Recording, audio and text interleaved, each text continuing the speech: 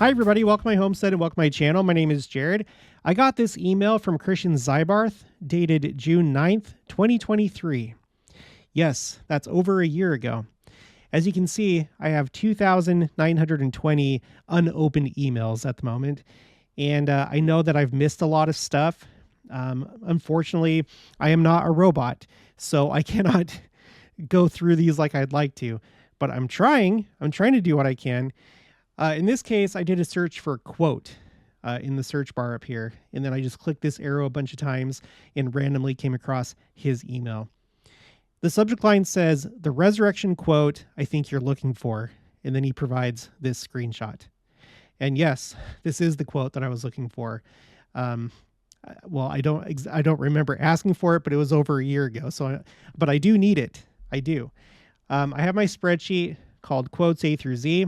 And I have a bunch of different entries for resurrection topics and quotes.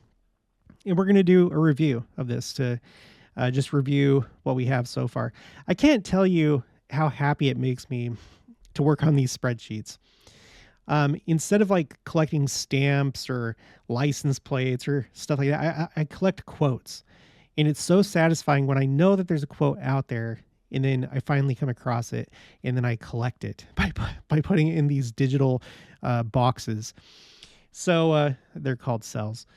So yeah, let's just take a look at it. We're going to go directly to the source. So this is from Mormon Doctrine under the topic celestial bodies. This is kind of like one of those, I don't know that anything else has been said like this. It's one of those like unique quotes. Okay. So he says, "By obedience to celestial law, men gain celestial bodies, bodies which are sanctified by Spirit. They become new creatures of the Holy Ghost, having been born again. Their renewed bodies," now this is the part right here, this is what I was looking for. "Their renewed bodies are just as different from bodies still in their carnal state as the bodies of the various animals, fowls, and fishes differ from each other." So that's really interesting to me, because you think about, you think about your body and you think about the fact that someday it'll be perfected. And so you just kind of picture, your body looking the same, but just better, without defects and like your optimal self. And I'm sure that is what it will be. We have all these paintings of resurrected beings. We have God the Father, Jesus Christ with the first vision. We have paintings of the Kirtland Temple with Moses and Elias and Elijah coming.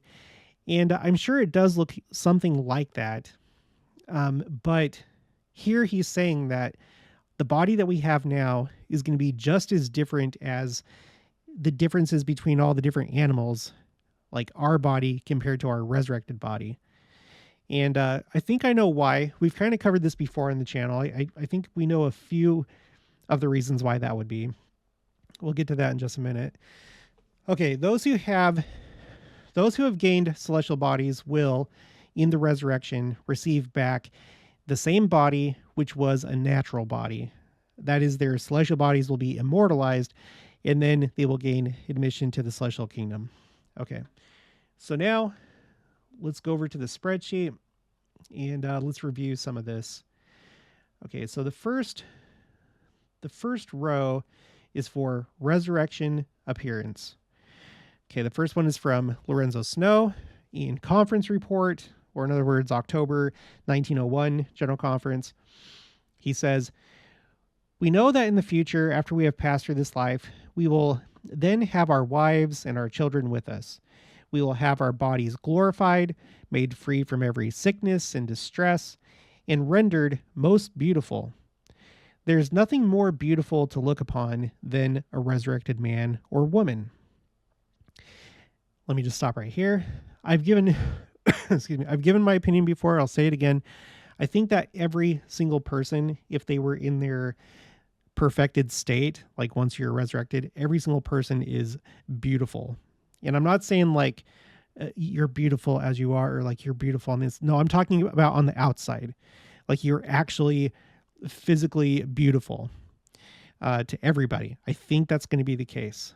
I believe that because I've seen here in mortality when people sometimes make just slight changes or they lose some weight or whatever, suddenly they're beautiful. And I think that that's going to be the case once you have a perfected body. I think that's really something that we can expect.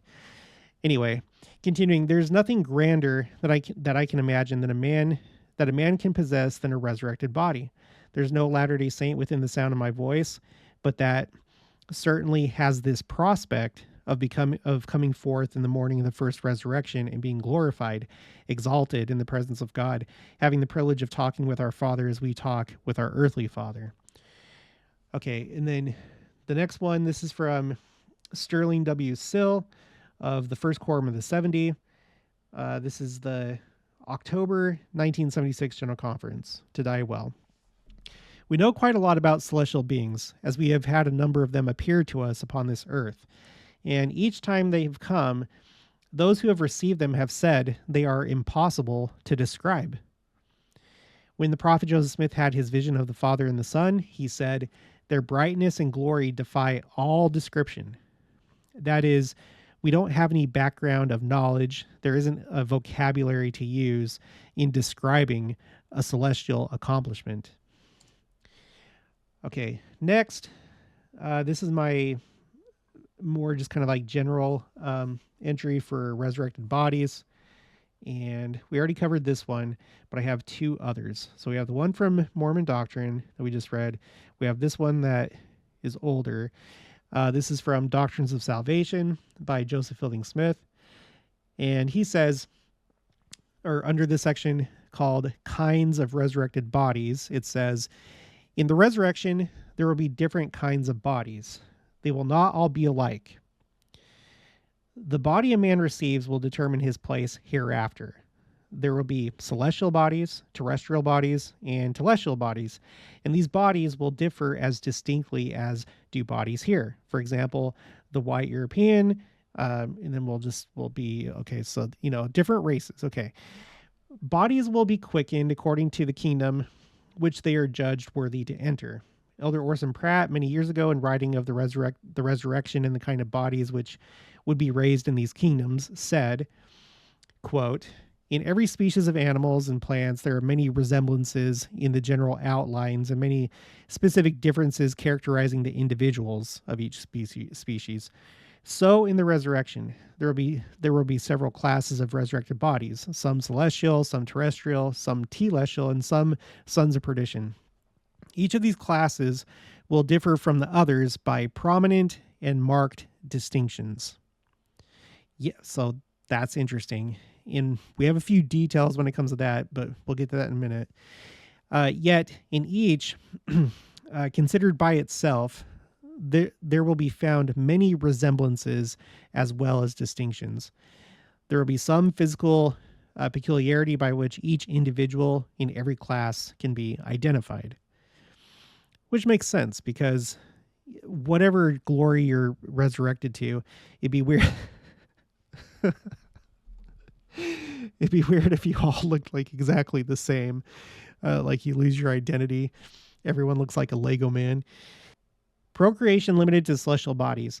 Some will gain celestial bodies with all the powers of exaltation and eternal increase. These bodies will shine like the sun, as our Savior's does, as described by John.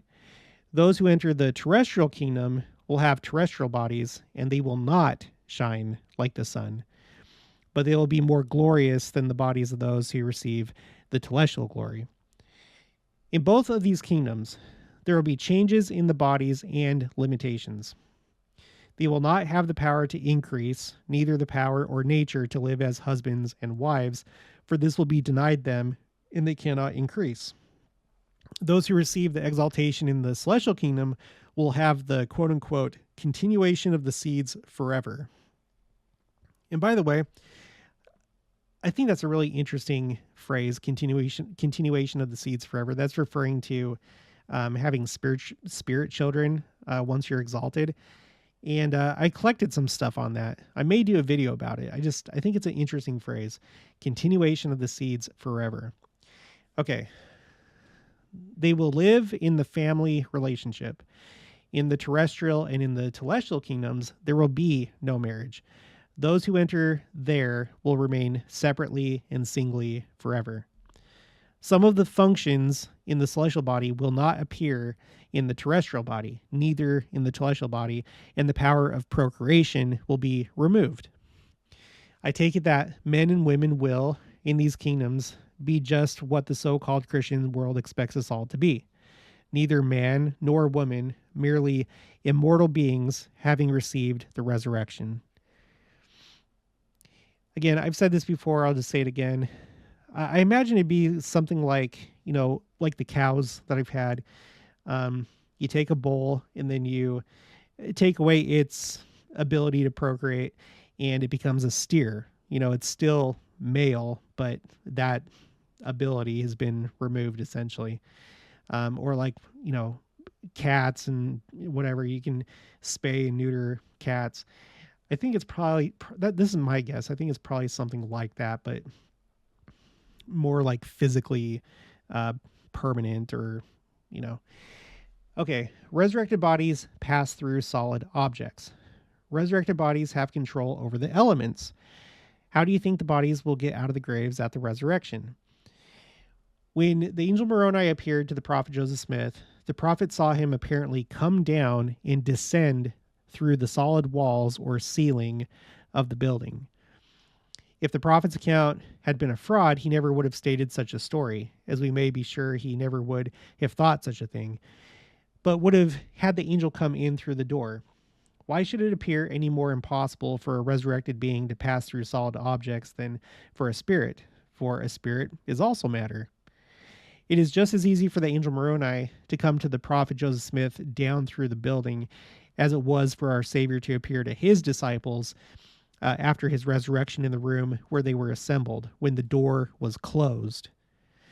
The same day at evening, being the first day of the week, when the doors were shut, where the disciples were assembled for fear of the Jews, came Jesus and stood in the midst and saith unto them, Peace be unto you. Here you see the door was shut for fear of the Jews, but this did not prevent Jesus from appearing to them in the room. How could he do it? He had power over the elements. This has been explained by some scientists by the statement that we are limited to 3 dimensions, but superior beings may have many dimensions of which we know nothing. One learned man who does not believe in the resurrection stated that a mortal being, if his body could vibrate in the proper manner, could pass through solid objects. Just how resurrected beings do it, we do not know, but that it has been done, we do know, for the Savior and others have done it. So, and this is to be expected because, at least for those that achieve exaltation, because at that point, you've inherited all that the Father has. You've been leveled up to his level. You can do anything. You're a God. So it makes sense with the celestial body. But anyway, it's just interesting that there's like big differences between the different types of bodies. It'll be interesting to see exactly all those differences. But here we have a couple. Shining for celestial beings that are resurrected, the ability to procreate and stuff like that. Okay. And then recently in the October 2023 General Conference, in President Nelson's talk called Think Celestial, he brought this up. He brought up, the different types of bodies that you receive depending on what you do in this life, this probationary experience that we're having. And I feel like this was a warning. It was a reminder that don't think that there's no consequences after this life. After we're done here, there are consequences for what we do. He says, mortality is a master class in learning to choose the things of greatest eternal import. Far too many people live as though this life is all there is. However, your choices today will determine 3 things: where you live throughout all eternity, the kind of body with which you will be resurrected, and those with whom you will live forever. So think celestial.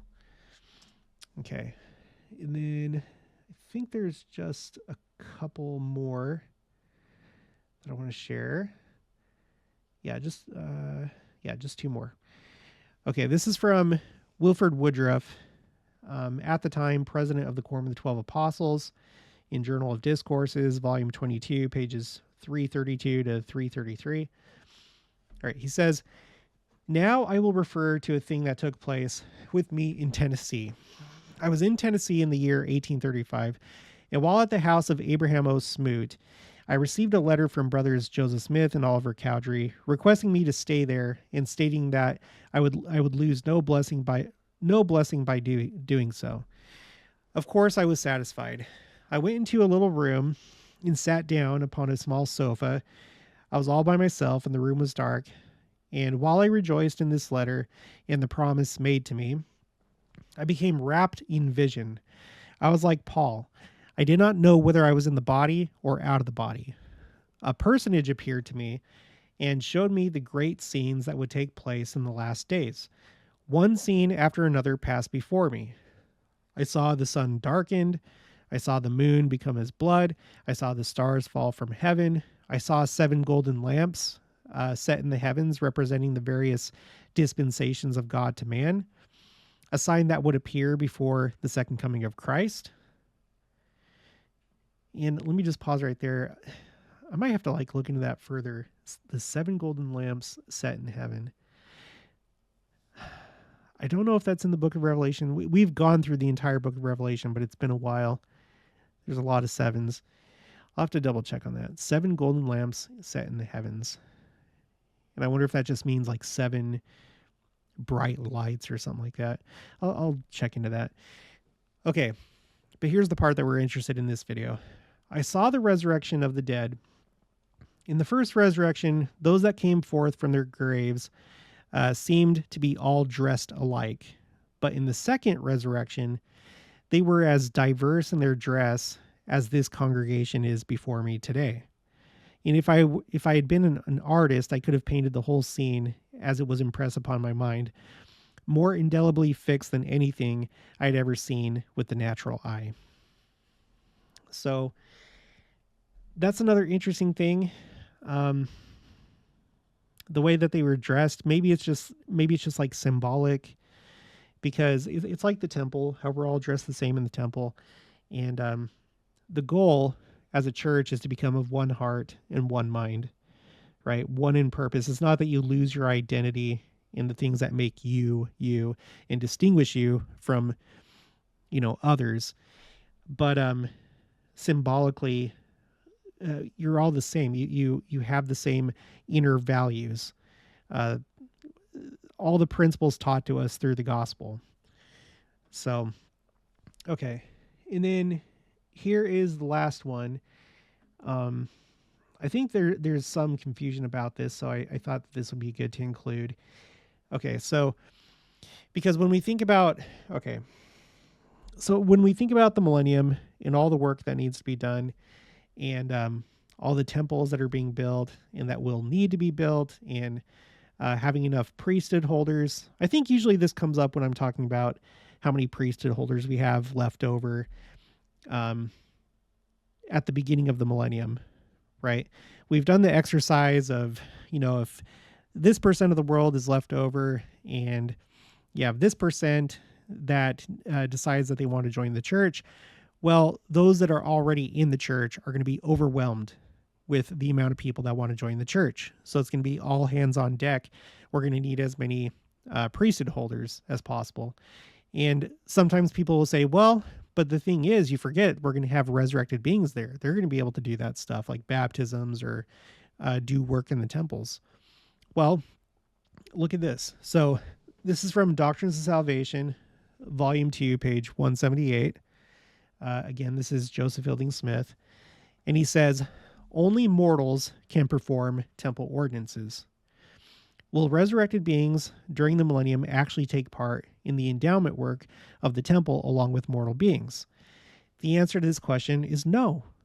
That is, they will not assist in performing the ordinances. Resurrected beings will assist in furnishing information, which is not otherwise available, but mortals will have to do the ordinance work in the temples. Baptism, confirmation, ordination, endowment, and sealings all pertain to this mortal life, and our ordinance is required of those who are in mortality.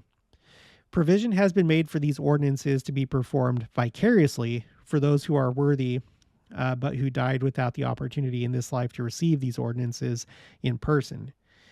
You can readily see that it would be inconsistent for a resurrected being to come and be baptized for the dead. The resurrected person has passed on to another sphere where the laws and blessings do not pertain to this mortal life. This is equally true of every other ordinance. If it were permissible for resurrected persons to come and do work in the temples, then there would be no reason for us in this mortal life to act vicariously for them, for they would do it for themselves. Yeah. So you see how that works? And it makes sense, that you would have, again, I always refer back to when I was going to school. Originally, I was going for an accounting degree, and I was taking my business classes and learning about accounting. And one of the first things that you learn is, well, it's been a long time, but I think it's called the accounting period, where you basically, all expenses and revenue, when you record it down, when you do your bookkeeping, you record it down, it all has to stay within that period. So if it's like a month, you can't borrow money from the next month or put something off until the next month. Everything that takes place in that month is recorded that month, or whatever the period is. That's how you keep things straight, because if you don't do that, it gets chaotic. And I feel like it's the same thing here, along with, these other reasons. It's like, yeah, we could just wait for the millennium and just be like, okay, guys, just everybody go ahead and, do your own work. It gives us the blessing and the responsibility in this life to do this work for them. I think in a way it makes it even more meaningful that we do it for the dead. But I think it's for all those reasons. But anyway, that's all that I have so far when it comes to resurrection. If you have any other interesting quotes, feel free to send it my way. But these are some of the more unique quotes that I know of that have to do with the resurrection, resurrected bodies, and stuff like that. All right, that's going to be it for this one. If you haven't already, please make sure to subscribe. Like this video if you liked it. Leave your thoughts and opinions down in the comments below. Also, make sure to share it, and I'll talk to you guys later.